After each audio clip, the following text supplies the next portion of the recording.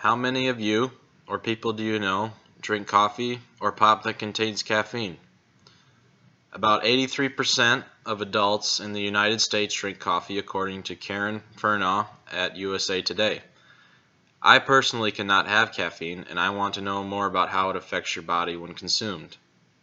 Caffeine can have positive and negative effects on your body. It is also a drug that is overlooked just because it is so commonly used in products we consume every day.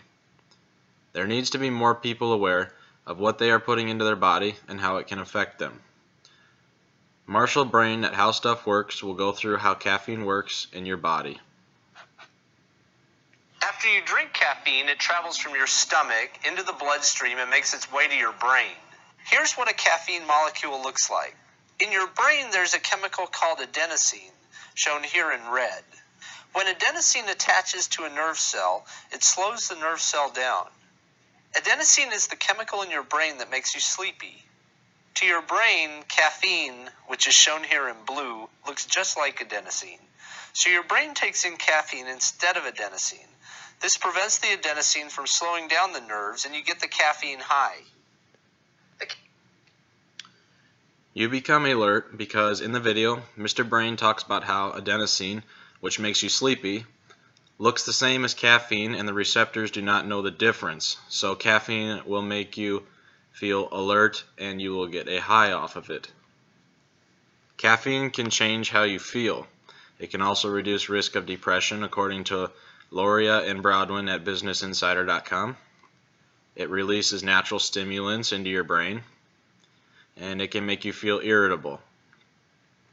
So caffeine can make you feel all sorts of different moods, even when it starts to wear off.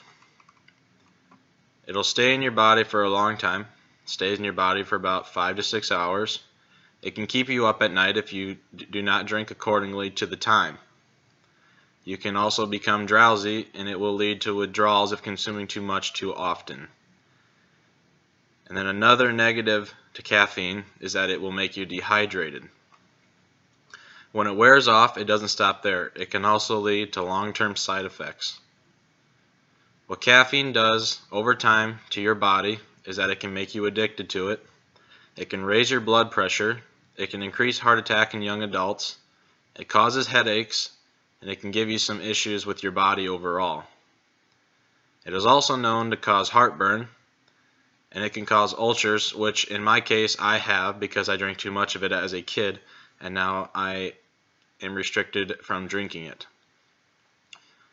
And also a fact about caffeine, it is also the most common psychoactive drug out there. So as consumers, we need to be more careful around caffeine because it is indeed a type of drug that can ultimately harm your body.